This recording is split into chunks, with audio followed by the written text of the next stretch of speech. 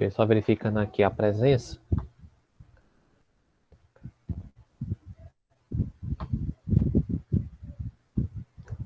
Pronto, até o momento, então nós temos aqui Eloá, Josiane, Maria da Paz, Matheus e mais alguém entrando aqui agora. Pronto, a Thaís.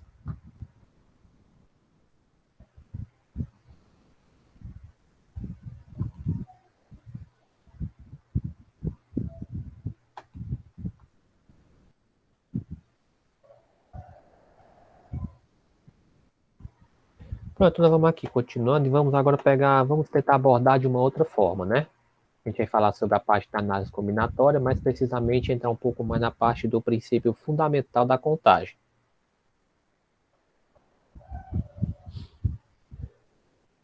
Então, quantos looks, né? Que é basicamente uma das coisas que a análise combinatória serve, né? Para você verificar quantos looks há, dependendo da quantidade de roupas que você tenha no seu guarda-roupa.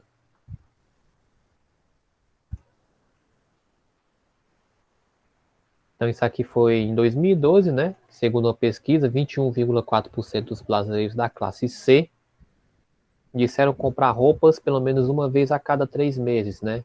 Bom, agora que nós estamos em período meio assim de pandemia, né? Eu duvido muito que isso esteja acontecendo. Então, no princípio fundamental da contagem que nós temos aqui, né? Quantos looks distintos podem ser feitos com 2 saias e 3 blusas? Né? Apesar que é de certo modo simples de fazer, até porque a gente já compreendeu direitinho como é que faz. Mas aqui eu tenho, né? As 2 saias, né? E as 3 blusas.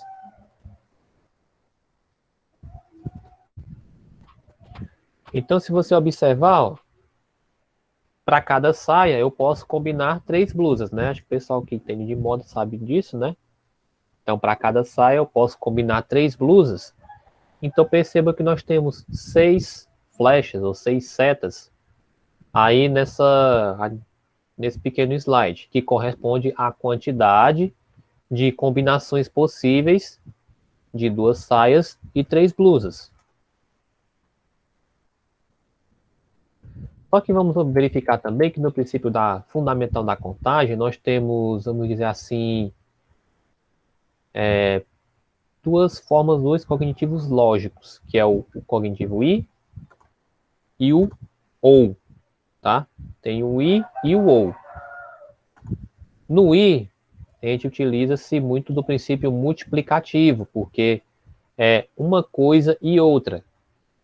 Como vocês viram lá no exemplo das blusas, da saia e das blusas, percebe-se que nós temos que montar um look com 2 saias e 3 blusas. Então, nós utilizamos muito esse I no princípio multiplicativo. E no ou, a gente utiliza-se no aditivo, porque é uma coisa ou outra. Então, no I, né? Nós temos primeiro uma decisão a ser tomada. E nós temos a decisão 1, 2 e 3. Então, nós teríamos aqui X maneiras, né? X1 maneiras, X2 maneiras ou X3 maneiras. E uma e outra, ou seja, nós vamos ter aqui, seria mais ou menos esse daqui e esse e esse. É como se a gente pensasse também naquela velha ideia do restaurante, né? Ou nas hamburguerias. Eu tenho lá um combo, né? Que eu posso escolher um tipo de hambúrguer, outro tipo de acompanhamento, né? Batata ou nugget, alguma coisa, e um refrigerante. A primeira decisão seria do tipo de hambúrguer, a segunda seria o tipo de acompanhamento, ou batata, ou nugget, ou alguma outra coisa, ou fazer igual aqui que tem no graça, ou então uma linguiça calabresa. E a terceira, perdão, e a terceira seria a bebida.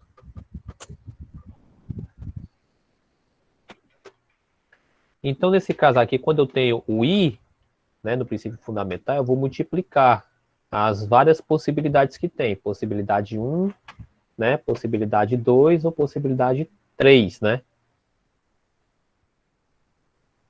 Então, isso é o nosso princípio multiplicativo.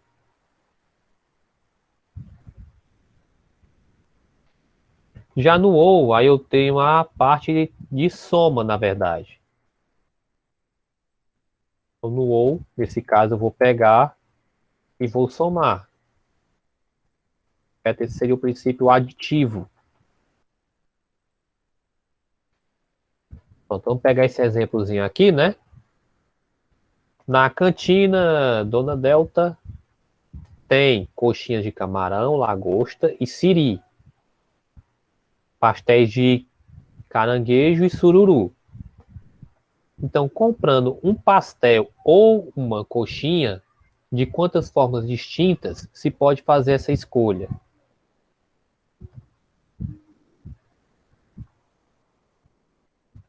Pense aí só um instantinho. A pergunta está aqui, deixa eu ver. Na cantina da Dona Delta tem coxinhas de camarão, lagosta e siri e pastéis de caranguejo e sururu. Comprando um pastel ou uma coxinha, de quantas formas distintas se pode fazer a escolha?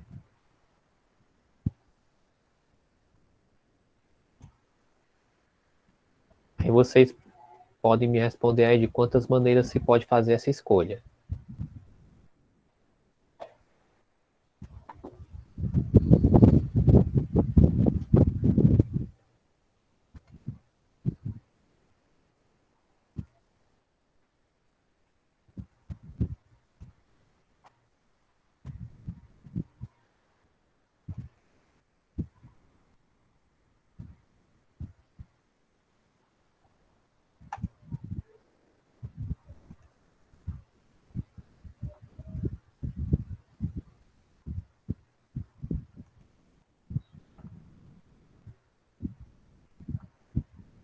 E aí, alguma ideia?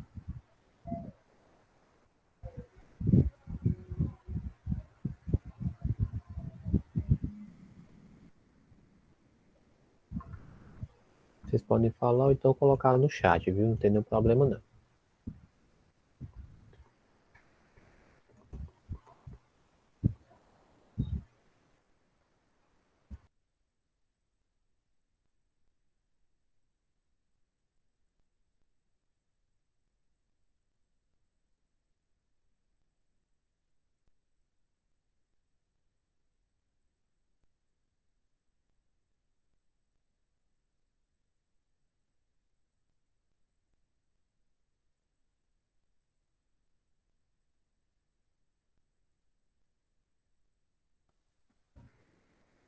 Ok, pessoal, então vamos aqui, né?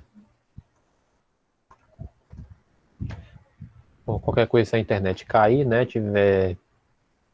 Eu de repente do nada sair da sala, é porque a internet caiu aqui e tá meio complicado. Mas vamos aqui. Coxinhas de camarão, lagosta e siri e pastéis de caranguejo e sururu. Lembrando que nós temos que se ligar no enunciado. Então, comprando um pastel ou uma coxinha.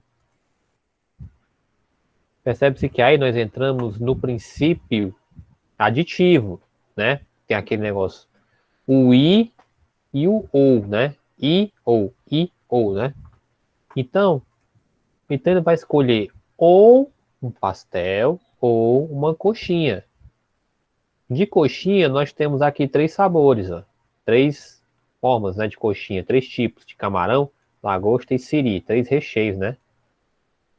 E pastéis, nós temos dois, ó, caranguejo e sururu. Então, se perceber aí nas coxinhas e nos pastéis, nós vamos ter então, se eu pegar, eu vou fazer o seguinte. 3 mais 2, né? Ou seja, dá 5. Então, ela vai ter 5 formas distintas de escolher, porque ela só vai escolher um. Ela só vai escolher uma coisa ou outra. Então, eu tenho 3 possibilidades ou 3 maneiras na primeira decisão, que seria um pastel, e 3 maneiras na segunda decisão, que seria a coxinha. Então, nós temos aí 3 maneiras, mais 2 maneiras, dá 5 no total.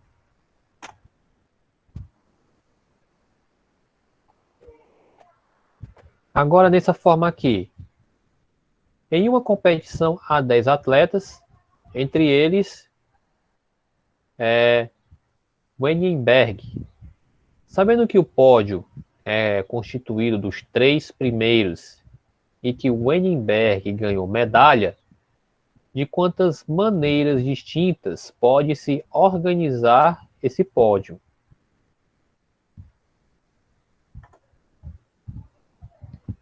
Bom, então vamos lá. O primeiro modo da gente fazer isso, né? A primeira forma e o primeiro modo de nós fazermos isso.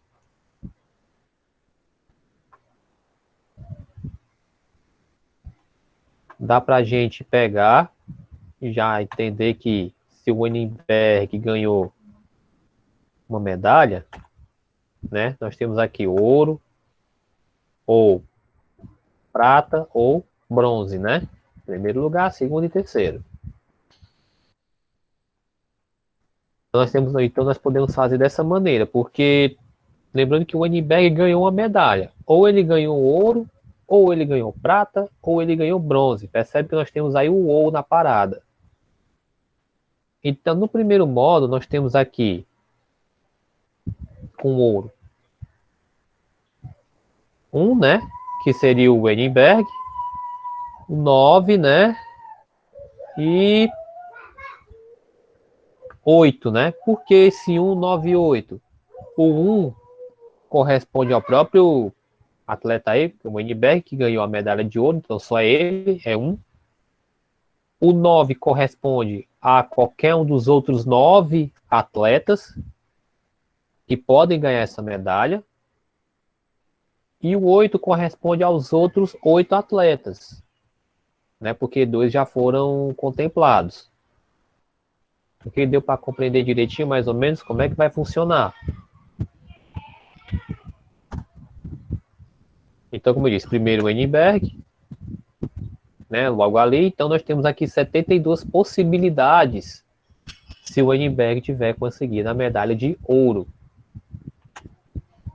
Agora partindo para a medalha de prata, caso o Wenningberg tenha conseguido a medalha de prata. Então nós vamos ter ele aqui, ó, no segundo lugar, medalha de prata. 9 possibilidades para o primeiro colocado, porque o Wenningberg já está com a prata, então tem os outros 9 lá para pegar ouro. Tendo algum dos outros 9 pegado ouro, agora só vão sobrar 8 atletas, né? E o Wenningberg em segundo.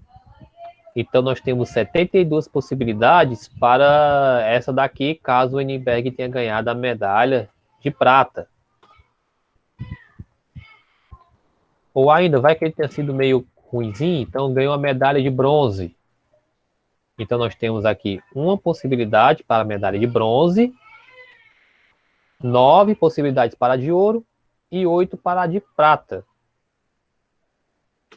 né? Sendo que o Wenningberg tirou em terceiro lugar. Então nós temos aqui mais uma vez 72 possibilidades. Então desse modo é só pegar e somar. 72 mais 72 mais 72.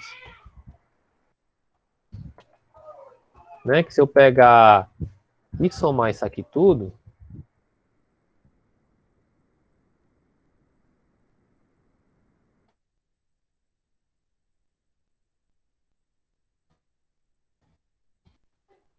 deixa eu só apagar aqui e fazer de novo, peraí. Então dá aqui 216 possibilidades.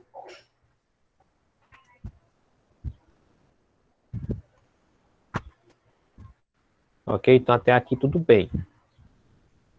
O segundo modo de fazer todas as possibilidades, né? E menos as possibilidades sem o Ehrenberg. Como assim? Ou seja, eu vou pegar todas as possibilidades, todas, incluindo ele, e tirar as possibilidades sem ele.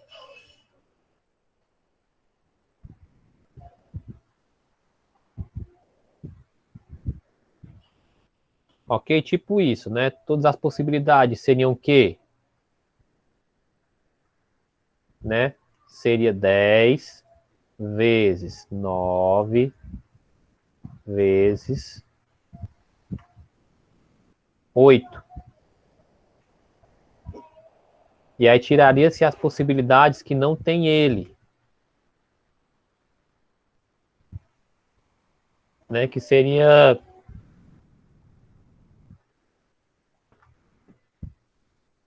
Deixa eu ver, 10, 9 e 8. Que seria 9 vezes 8 vezes 7. E a gente poderia fazer a conta. Então, 10 vezes 9 vezes 8, menos 9 vezes 8 vezes 7.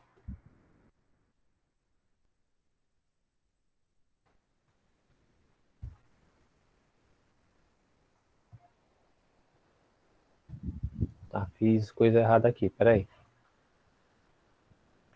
10 vezes 9 vezes 8, 720.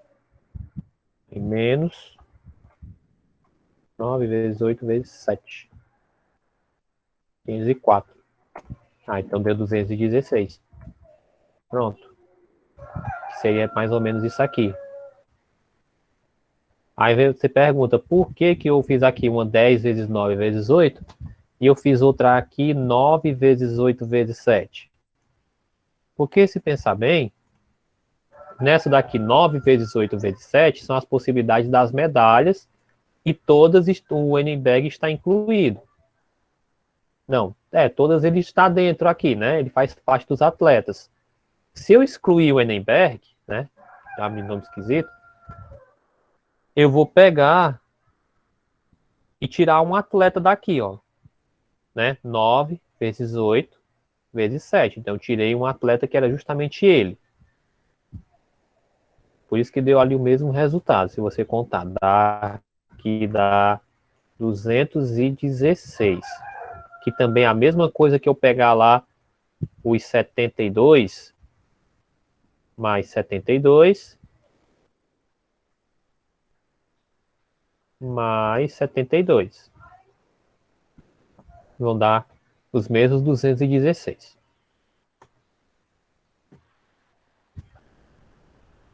Aí vamos aqui a um outro exemplo. Em um saguão de um prédio existem 7 portas. Para melhorar a circulação do ar no local, tenta-se diferentes modos de deixar as portas abertas. Pode deixar de 1 a 6 portas abertas, mas não todas as 7 ao mesmo tempo. Então pode-se deixar de 1 até 6 portas abertas, mas não todas as 7 ao mesmo tempo. Então, de quantas formas diferentes essas portas podem ficar abertas? Lembrando, então aqui nós temos um pequeno probleminha, né, para a gente resolver. Então, nós temos aqui, só um segundo, peraí.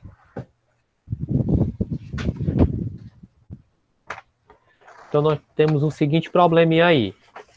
Nós temos 7 portas, né? Primeira, segunda, terceira, quarta, quinta, sexta e a 7ª porta, né? No mesmo saguão. Eu posso deixar elas abertas, né? De 1 até a 6ª, ou seja, pode se abrir de 1 até 6 portas, na verdade. Porém, não posso abrir todas as 7 ao mesmo tempo. E nem deixar todas as portas fechadas, né?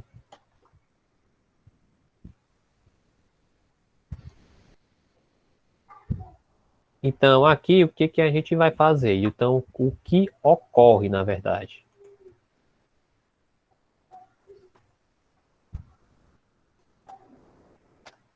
Percebe que para cada porta eu vou ter a possibilidade dela aberta ou fechada, né?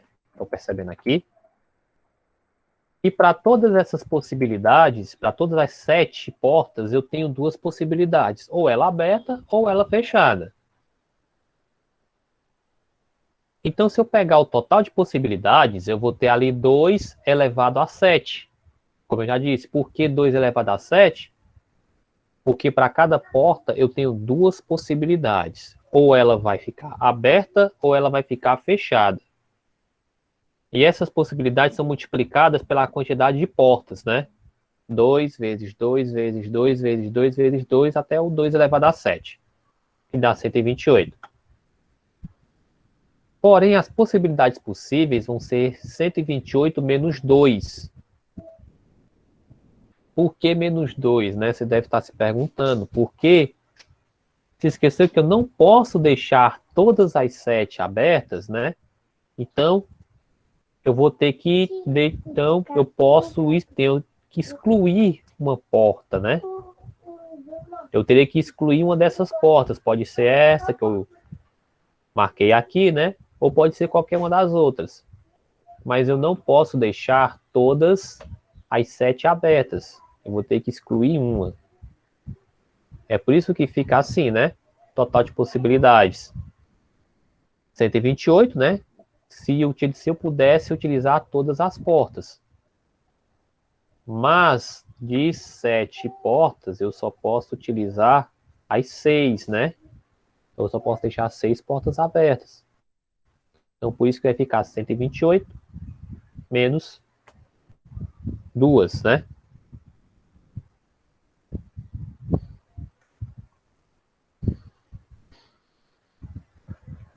Agora vamos aqui. Quantos produtos há, né?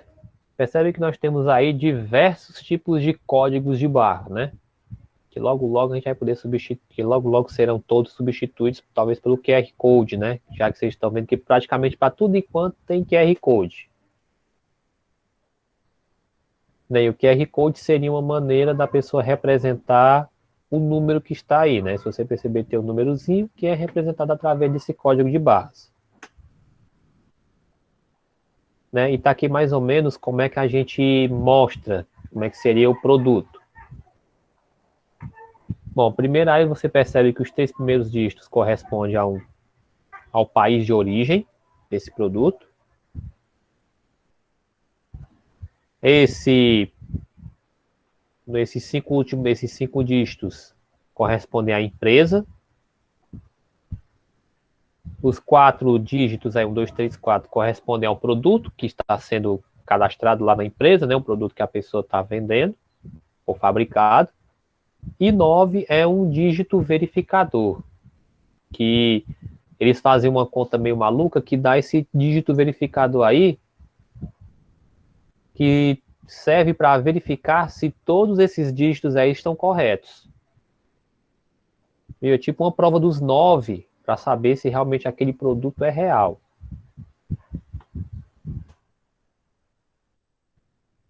E aí a pergunta, então quantos produtos podem ter código de barras no Brasil? Né? Porque se você pensar bem, né? Quantos dígitos nós temos aqui? Né? Lembrando que o país é o Brasil, né? E o país não muda nesse caso. Então, quantos produtos podem ter código de barras no Brasil? Você teria que ver por aqui, né? Ó. Eu tenho 5 dígitos para a empresa, né? Aí, por essas combinações, lembrando, são 5 dígitos, o que me leva a concluir que isso aqui daria, né? Daria 10 elevado a 5, ou seja, dá 100 mil empresas, né? Sendo que dá mais, né? Sendo que nós temos mais de 100 mil empresas no nosso país, mas utilizando essa forma, tá? Para produtos, aí podemos ter, então, 10.000 produtos diferentes. E os dígitos verificadores, né? Podemos ter vários dígitos verificadores também.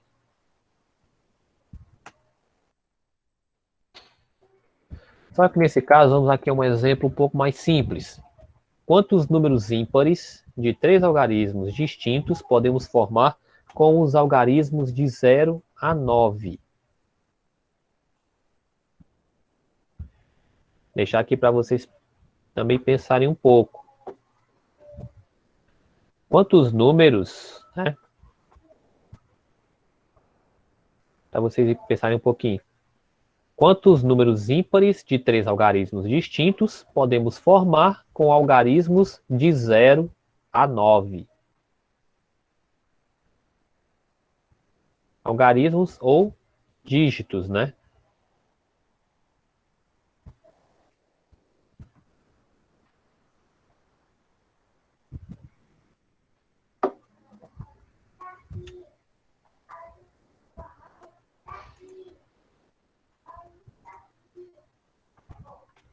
Vocês podem tentar responder ou colocar no chat, não tem nenhum problema.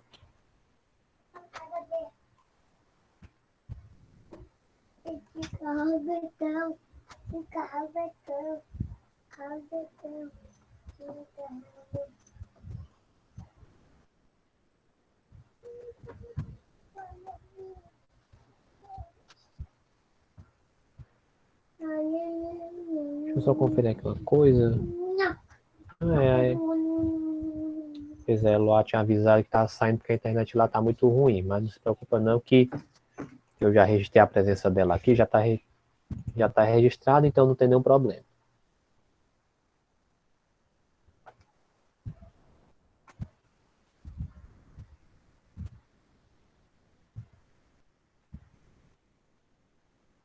E aí, tentem pensar um pouquinho.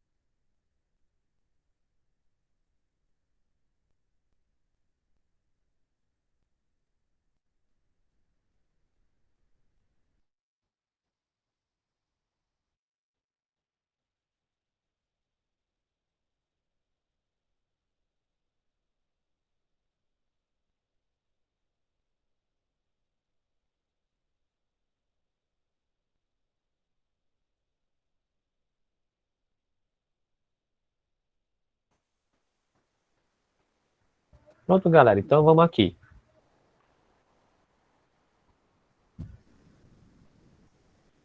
Quantos números ímpares de 3 algarismos distintos podemos formar com algarismos de 0 a 9?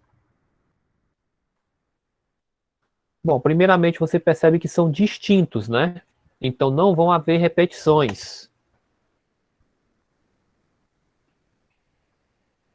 Então, números ímpares com 3 algarismos. Então, números com 0. Né? Percebe que nós temos números com 0 são esses. Né? Então, nós temos aqui um número com 0. E aí nós temos os 5 números lá. Por que os 5 números lá, 5 dígitos, vamos dizer assim, bem aqui nessa posição? Porque são os 5 dígitos ímpares, né?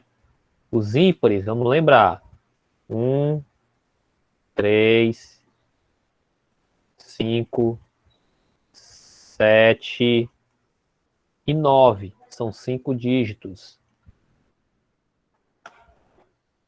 Então, números com 0, percebe-se que eu tenho 1, o 8, né? Vezes 1, vezes 5. Já números sem o 0, então nós temos ali os 5 dígitos no final, que devemos ter, que são distintos. 8 dígitos no meio. Lembrando, por que são 8? Porque a gente já excluiu o 0. E um dígito que tem que ficar aqui. Um dígito ímpar. E 7, porque a gente está excluindo os 2 dígitos que já estão aqui e aqui. Então, eu tenho ali 8 vezes 1 vezes 5, mais 7 vezes 8 vezes 5, que dá um total de 320 números de 3 algarismos distintos que nós podemos formar aí, né, com números de 0 a 9. Ok, meu professor, por que você colocou números com 0 ali? Você pode se perguntar. Vamos pensar. Eu tive que fazer essa separação porque o que vai acontecer? Se eu escolhesse a Lossé, vamos dizer assim, eu acabaria por ter que acabar colocando um número com 0 aqui, ó. E se eu colocar um 0 aqui, eu não vou ter um número com 3 dígitos ou com 3 algarismos. Porque, como vocês sabem, 0 à esquerda não vale nada. 0 à esquerda é nada. Por isso que ficou assim, números com 0, né, e números sem o 0.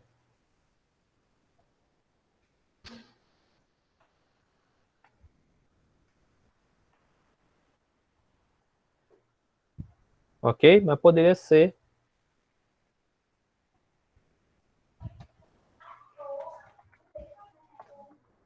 Mas também poderia fazer de uma outra maneira. Qual, professor? Como eu poderia fazer? Vamos utilizar um raciocínio em que eu vou unificar esses dois, tá? Como assim? Eu vou unificar esses dois aqui numa coisa só. Pense comigo. Aqui nesse primeiro espaço, né? Pronto.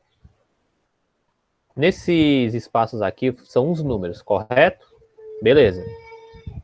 Nesse último espaço aqui, eu só posso colocar 5 dígitos, que são os dígitos ímpares.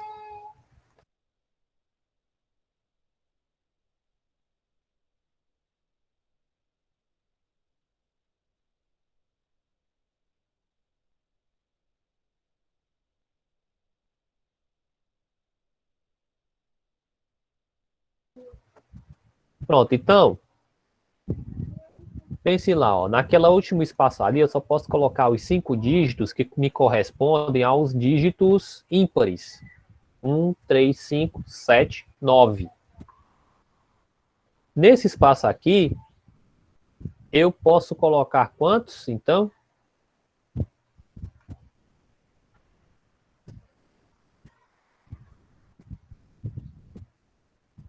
8, tá? Eu vou lhe dizer por que 8. 8, porque eu vou ter que colocar 8 aqui também, ó.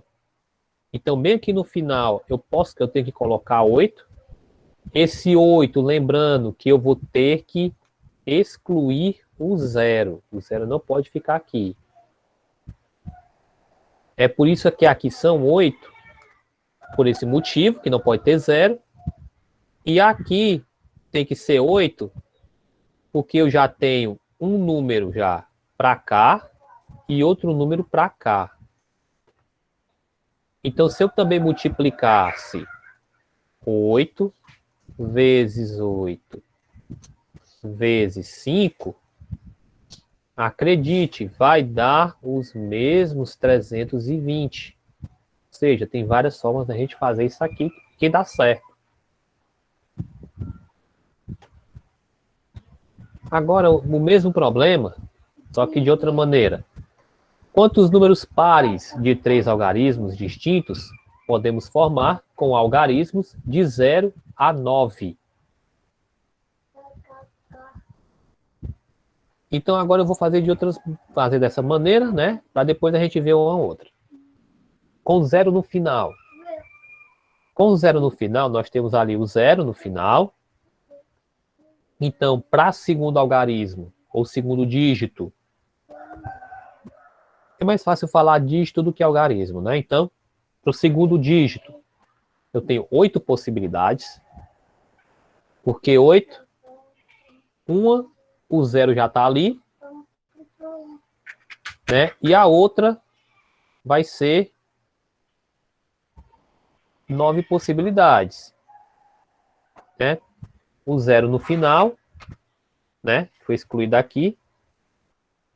9 aqui, porque eu não posso ter zero no final, infelizmente, porque senão, se eu colocasse aqui, por exemplo, o número 0, 9, 8, aqui dá 98. Não é um número de 3 dígitos, só 2.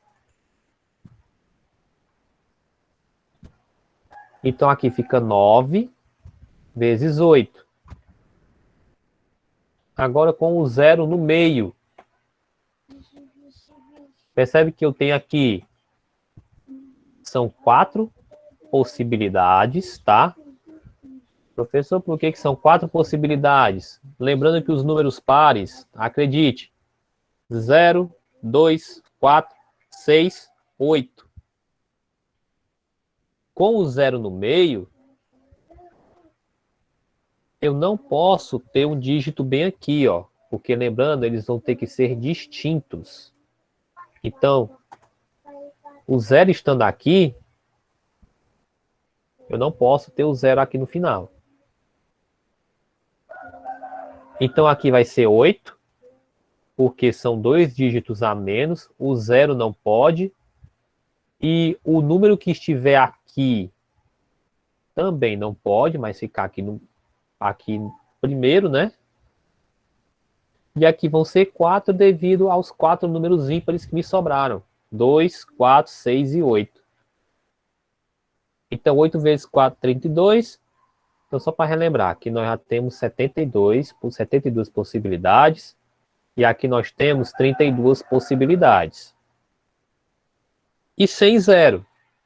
Sem o zero. Então ali vão ser 4 possibilidades, tá? Porque o zero não vai ter. Aqui vão ser 7. E aqui vão ser 8. Porque as 8 possibilidades daqui é porque o zero não tem. E as 4 daqui é porque também o zero não tem. Só que esse 8 aqui, mais uma vez, eu vou dizer, o zero não tem. E o número que vai estar aqui não pode se repetir no início aqui do número. E os 7 é devido, eu excluí o zero, só me sobraram 9 dígitos, então aqui vai ficar 9 menos 2, 7. Né? Então aqui daria 224, que ali se eu somar tudo dá 328 números. Ok? Essa é uma forma de pensar, é uma maneira da gente raciocinar. Aí qual seria a outra forma então, professor? Tá aqui os 3 espaços bonitinhos, né? Vocês me compreendem? Então percebam o seguinte, que aqui eu só posso ter 8 dígitos. Por que 8 dígitos? Porque um dígito par tem que ficar aqui, né? E o zero tem que ser excluído daqui. Né? Seria uma forma de você pensar. Já aqui são os 5 números, né? São 5 números pares, vamos pensar assim.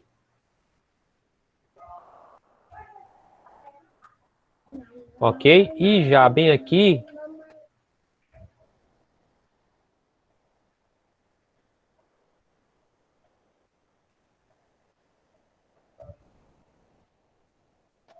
seriam os 7 números, né? Já que eu estou excluindo um daqui.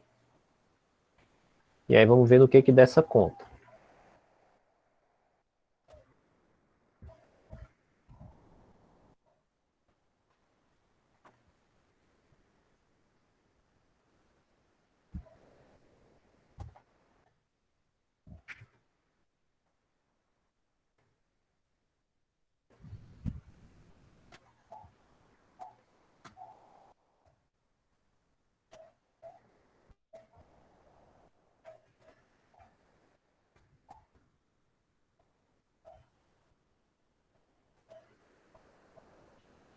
Cinco números ímpares. Deixa eu ver se eu esqueci de excluir alguma coisa aqui.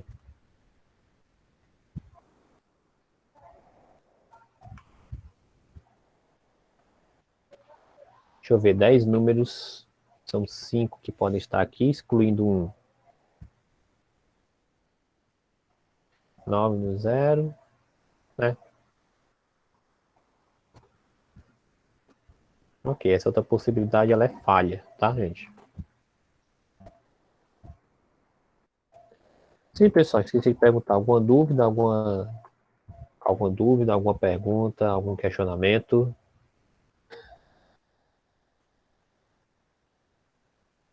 Não. Pronto, beleza.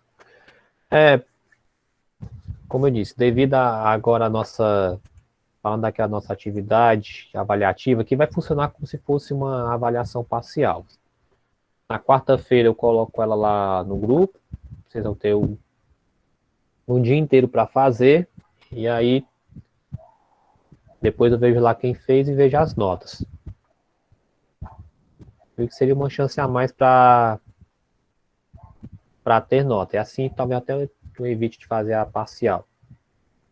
Quer dizer, eu vou botar ela como se fosse parcial, né? Na verdade, se for pensar desse modo. Ok? Aí então amanhã vamos ter mais aula, né? Só para repassar algumas coisinhas do assunto. E esse material eu vou mandar para vocês ali pelo grupo mesmo, viu? E no mais, só agradecer aí a participação e agradecer a presença de vocês. Desejar uma boa tarde a todos e até amanhã, gente, viu? Até terça-feira. Tchau, até amanhã.